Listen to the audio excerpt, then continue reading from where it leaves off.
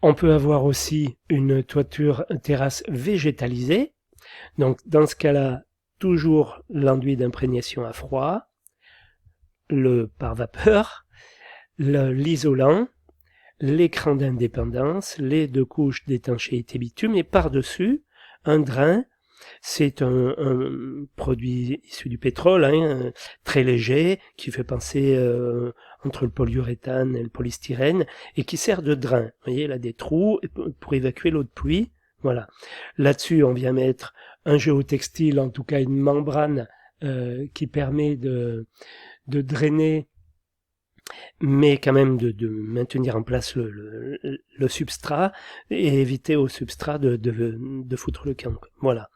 Et là-dessus, donc, on a sur le substrat, on a une végétalisation qui peut être du sédum, qui peut être des plantes en fait qui résistent à la chaleur, qui ne poussent pas trop vite et qui résistent au gel également l'hiver. Ça, c'est la toiture végétalisée, quand même, qui est assez répandue en France.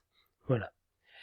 Alors après les toitures l'étanchéité en bitume, il y a la membrane PVC, c'est-à-dire qu'on va venir mettre sur la toiture terrasse une sorte de PVC qui fait penser un petit peu aux nappes, hein, aux nappes qu'on peut mettre sur une table. Voilà, tout simplement que là on a des rouleaux beaucoup plus longs et qu'on va venir coller, enfin fixer sur la toiture. Voilà. Donc ça c'est très répandu en Allemagne, enfin dans les pays nordiques. En France, ça commence. Le souci, c'est que en France, on s'est surtout posé du bitume, donc on pose du bitume. Le bitume, en plus, c'est pas mal parce qu'il faut le remplacer, donc tous les 10-15 ans, ça dépend des régions, mais tous les 10-15 ans, il faut revenir pour changer, donc ça permet d'avoir un roulement dans ces chantiers, hein, c'est intéressant. La membrane PVC, elle résiste plus longtemps, elle n'a pas de problème par rapport aux ultraviolets, donc elle est posée en principe pour beaucoup plus longtemps. 20 ans, 25 ans, faut voir. Certains vous disent 50 ans, bon, faut voir son exposition, suivant son exposition. Voilà, donc en ce qui concerne la PVC.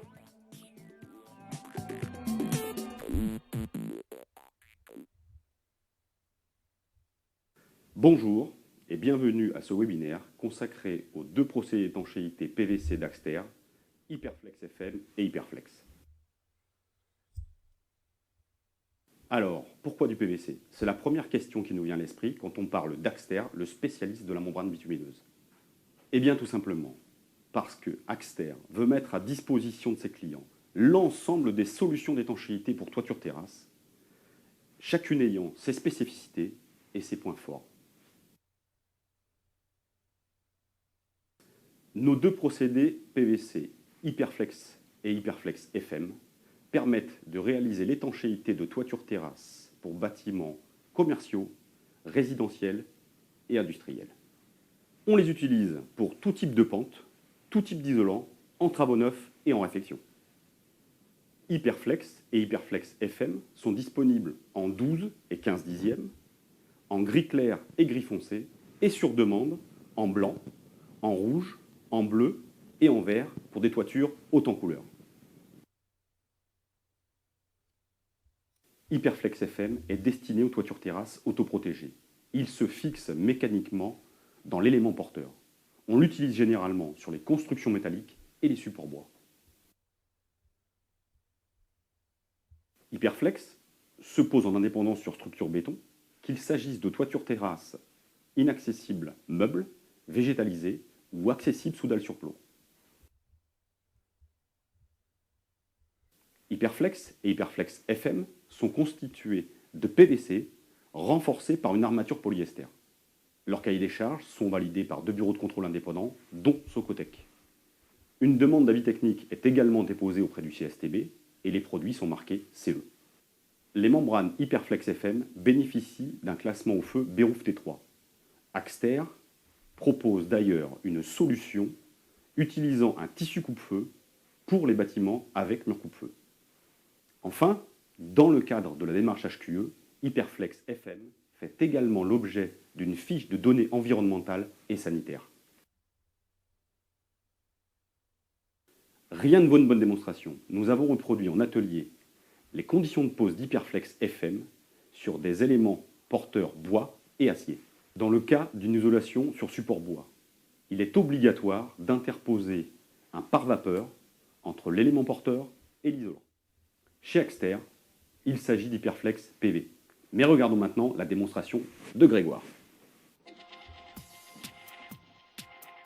Grégoire a préparé les LED membranes Hyperflex FM. Il place la membrane et la fait remonter de 5 cm sur l'acrotère. Il l'attend pour la mettre en place. Une fixation tous les 25 cm avec 3 fixations minimum au mètre.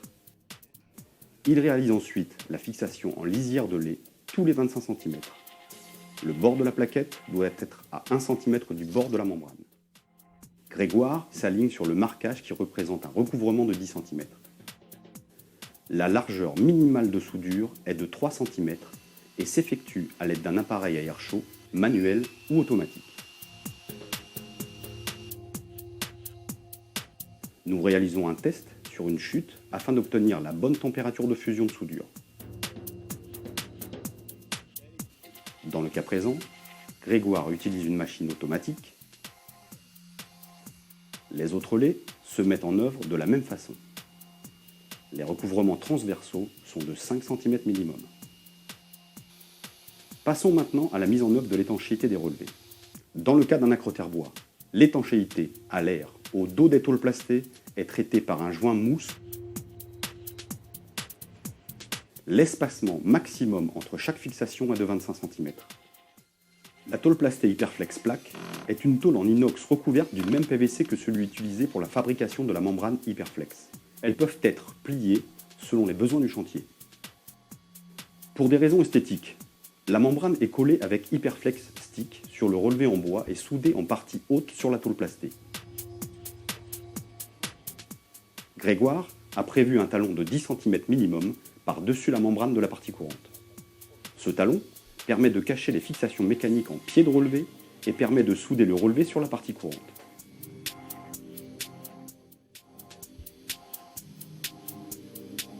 Grégoire place ensuite une bande porte-solin. Voyons maintenant le traitement des angles sur acrotère bac acier. Au niveau des zones de recouvrement, avec 3 épaisseurs communément appelées point triple, que l'on peut également rencontrer sur la partie courante, Grégoire réalise un chanfrein avec le bec de l'appareil à air chaud afin d'éviter la formation de canaux capillaires.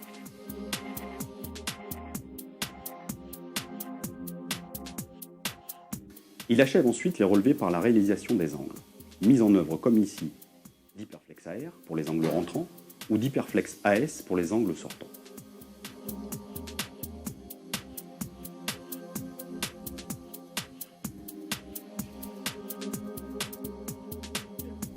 À la fin du chantier, les soudures doivent être contrôlées avec une pointe à tracer.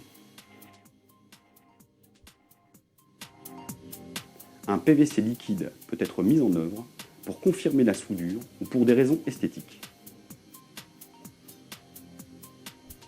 Vous pouvez ainsi utiliser l'Hyperflex liquide PVC de la couleur de la membrane. En conclusion, avec les membranes Hyperflex et Hyperflex FM, Axter vous propose une gamme d'étanchéité PVC éprouvée et performante. Nos équipes techniques et commerciales sont bien entendu à votre disposition pour tout complément d'information. Merci de votre attention et à bientôt. Voilà, donc on peut mettre aussi une étanchéité PVC sur un support métal. La différence, c'est qu'on n'aura pas besoin de pare-vapeur.